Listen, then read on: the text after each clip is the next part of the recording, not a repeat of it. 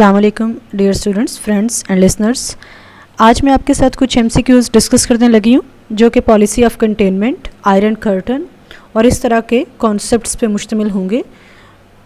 इसलिए बहुत ही केयरफुली आपने इन MCQs को रिवाइज़ करना है। हो सकता है इनमें से बहुत सारे MCQs ऑलरेडी आपने पढ़े हों और जस्ट आपको एक रिवीजन से ये चीज़ें क्लियर हो जाएँ। George Kennan's policy of containment was based on. George Kennan कौन था? ये कोल्ड वार पीरियड में अमेरिका का एक डिप्लोमेट गुजरा है। एक्चुअली जो पॉलिसी ऑफ कंटेनमेंट का कॉन्सेप्ट है ये इसी ने दिया था। तो इसका जो पॉलिसी ऑफ कंटेनमेंट का कॉन्सेप्ट था वो किस चीज़ पे बेस कर रहा था? A belief that the Soviet Union would try to expand to reach of communism, कि जो सोवियत यूनियन का इन्फ्लुएंस है, जो कम्युनिज़म की एक्सपेंशन है, उसे रोका जाए। उसका क्या बिलीफ था कि जो सोवियत यूनियन है वो कम्युनिज़म को स्प्रेड करने की कोशिश करेगा। तो उसके इस स्प्रेड को रोकने के लिए यूएस को एक ऐसी पॉलिसी इंट्रोड्यूस करवानी चाहिए जिसकी वजह से सोवियत यूनियन के इस आइडियोलॉजी के एक्सपेंशन को रोका जा सके, कंटेन किया जा सके। That's why it's called policy of containment. तो करेक्ट ऑप्शन क्या है? सी। नेक्स्ट है the coining of a term iron curtain is attributed to which leader. किस लीडर ने ये टर्म इंट्रोड्यूस करवाई, ये टर्म क्वाइन की, आयरन कर्टन? तो इसका करेक्ट आंसर है विंस्टन चर्चिल। ये आपने याद रखना है, अगर अक्सर इस तरह के जो MCQs हैं वो पेपर में पूछ लिए जाते हैं। The kitchen debates of 1959 can best be described as. Kitchen debates किस किस के दरमियान में हुई और इन्हें किचन डिबेट्स क्यों कहा जाता है? असल में ये एक कन्वर्सेशन थी जो कि निक्सन और खुर्शीव यानी US और USSR के लीडर्स के दरमियान थी। किस चीज़ के बारे में? Relating to communism and capitalism. इनको किचन डिबेट्स कहा जाता है। What was the Berlin airlift? Berlin airlift क्या है? बर्लिन एयरलिफ्ट असल में जब USSR ने वेस्ट बर्लिन को ब्लॉक कर दिया तो वहाँ पर जो पब्लिक थी उसको जो बेसिक नीड्स की डिलीवरी है वो प्रोवाइड करने का ये एक प्रोजेक्ट था, बर्लिन एयरलिफ्ट। तो करेक्ट आंसर क्या है? The delivery of goods and necessities after a Soviet blockade of West Berlin. The Truman doctrine and the Marshall plan were similar in that way. ये दोनों जो चीज़ें हैं, अगर आप US की हिस्ट्री को पढ़ चुके हैं, उसकी फॉरेन पॉलिसी को पढ़ चुके हैं तो आपको पता होगा इन दोनों के दरमियान सिमिलैरिटी क्या थी। Provided economic aid while containing Soviet influence. Economic aid वो क्यों प्रोवाइड कर रहे थे डिफरेंट कंट्रीज़ को? ताकि वो सोवियत इन्फ्लुएंस को, कम्युनिज़म के इन्फ्लुएंस को कंटेन कर सकें, उसको रोक सकें। Containment of China is part of foreign policy of which country? कौन से कंट्री की ये फॉरेन पॉलिसी है कि चाइना के को कंटेन किया जा सके? तो ये US की फॉरेन पॉलिसी का एक इम्पॉर्टेंट पार्ट है, to contain China. By 1947, the US and USSR were antagonistic powers. The source of their conflict lay in which of the following? वो दोनों एक दूसरे की एंटेगोनिस्टिक पावर्स क्यों थी? जो उनके दरमियान एंटेगोनिज्म है, जो उनके दरमियान एनमिटी और कॉन्फ्लिक्ट था, उसका सोर्स क्या था? The Americans feared the Soviet Union was as dangerous as Germany had been। क्योंकि आपको पता है कि वर्ल्ड वार 2 के बाद का जो पीरियड है, कोल्ड वार पीरियड, उसमें ही ये जो दो पार्ट्स जिनके नाम यहाँ पर आपको लिखे हुए नज़र आ रहे हैं, इनके दरमियान ये दुश्मनी थी, ये कॉन्फ्लिक्ट थी, एक कन्फ्लिक्चुअल एनवायरनमेंट था।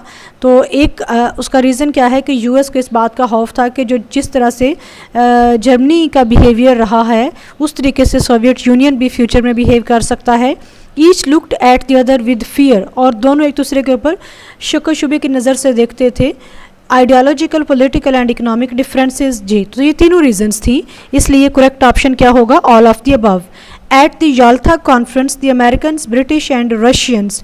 ये जो कॉन्फ्रेंस है ये क्राइमिया में हुई वर्ल्ड वार 2 के बाद। तो इसके अंदर ये जो तीनों पार्ट्स के लीडर्स थे उन्होंने मीटिंग्स की किस चीज़ को डिस्कस करने के लिए? Discussed the post war world, yes. Agreed to a multinational collective problem solving institution, yes.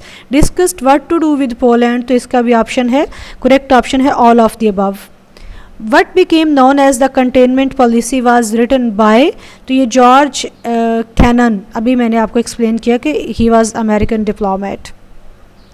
In trying to fight the cold war Truman and his advisers revolutionised, उन्होंने किसको रेवोल्यूशनाइज किया, फॉरेन एड को, overseas alliances को यानी बाकी countries के साथ जो उनके अलायंसेस थे उनको, नेशनल डिफेंस को, सबको फॉरेन एड प्रोवाइड करनी शुरू की और नेशनल डिफेंस जो था उस पर ज़्यादा स्पेंडिंग शुरू कर दी, ओवरसीज़ जो अलायंसेस थे उनको रिविज़िट करना शुरू कर दिया। तो ये जो सारे मल्टीपल डायमेंशंस जिसमें से 3 का यहाँ पर जिक्र हुआ है उसको रेवोल्यूशनाइज किया, उनको बिल्कुल एक डिफरेंट तरीके से उनके अंदर तब्दीलियाँ लेकर आए। कौन?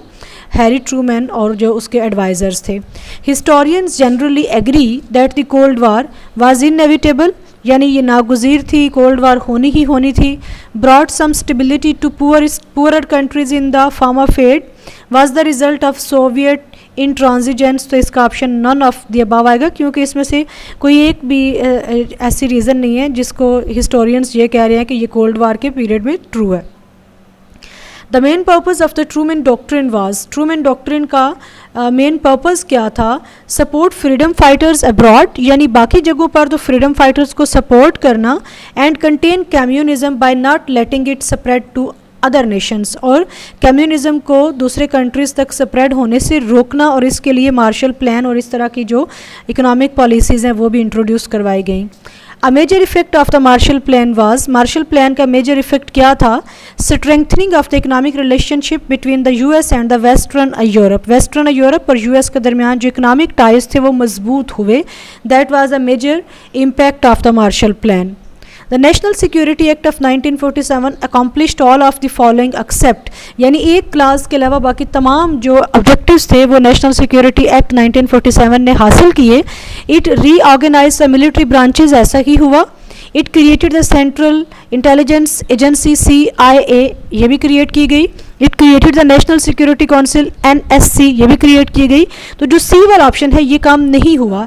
It created an annual military service for American man. What was the outcome of the Korean war, Korean war का आउटकम क्या रहा, आज भी कोरिया जो है वो अनडिवाइडेड है, आज भी कोरिया डिवाइडेड है 2 डिफरेंट कंट्रीज़ की शक्ल में, नॉर्थ कोरिया और South Korea.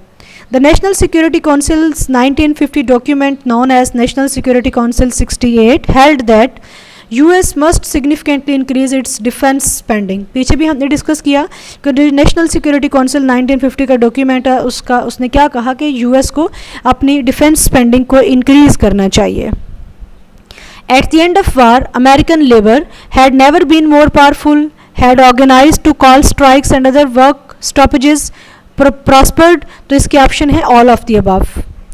Following the war African Americans, war शुरू होने के बाद अफ्रीकन अमेरिकन्स और वार ख़त्म होने के बाद का जो पीरियड है उसमें अफ्रीकन अमेरिकन्स का क्या बिहेवियर था, they sought to preserve and extend the rights and advances they had accomplished during the war, कि जो ड्यूरिंग द वार उन्हें राइट्स और जो उन्हें नाइस ट्रीटमेंट या उन्हें चीज़ें मिली हैं वो उनको प्रिजर्व करें और अपने उन राइट्स को एक्सटेंड करने की बात करें। President Harry Truman's Fair Deal broke away from the policies of New Deal. In the late 1940s and early 1950s, the House Committee on Un-American Activities, इसने क्या किया, इसने जो फिल्म इंडस्ट्री है उसे टारगेट किया। अभी पीछे ही आपने एक पेपर दिया है उसमें मकैर्थीज़म का कॉन्सेप्ट पूछा गया था आपसे, तो वो क्या था कि जो एंटाई कम्युनिस्ट एक्टिविटीज़ हैं उनके हवाले से। तो इसने किसको फोकस किया, फिल्म इंडस्ट्री को फोकस किया। Alger Hiss, who was accused in 1948 of having once been a member of a secret communist cell in the government in 1945, had served as an aide in the State Department. US के State Department में ये एक add के तौर पे, एक assistant के तौर पे सर्व कर चुका था। तो यही असल में जो ऊपर हम मकैर्थीज़म के बारे में चीज़ें डिस्कस कर रहे हैं कि इनका ये था कि ये जो लोग हैं ये बड़े लंबे अरसे से जो US की डिफरेंट लॉबीज़ हैं उसका हिस्सा रहे हैं और US के जो इंटरेस्ट्स हैं उनको डिस्ट्रॉय करने के लिए और उनके इंटरेस्ट को हार्म करने के लिए ये जो लोग हैं जो एक्चुअली USSR के सपोर्टर हैं ये काम करते रहे हैं। तो हमने तकरीबन 10 मिनट्स के अंदर अंदर जो कंटेनमेंट पॉलिसी है, आयरन कर्टन, इस तरह के जो कॉन्सेप्ट्स हैं उन पर मैंने आपके साथ MCQs शेयर किए हैं। इनको आपने थोड़ा सा केयरफुली समझना है और याद रखना है क्योंकि हो सकता है बहुत सारे MCQs आप वेरी फर्स्ट टाइम पढ़ रहे हों, इसलिए आपने इनको अच्छे से याद रखना है। टेक केयर, अल्लाह हाफ़िज़।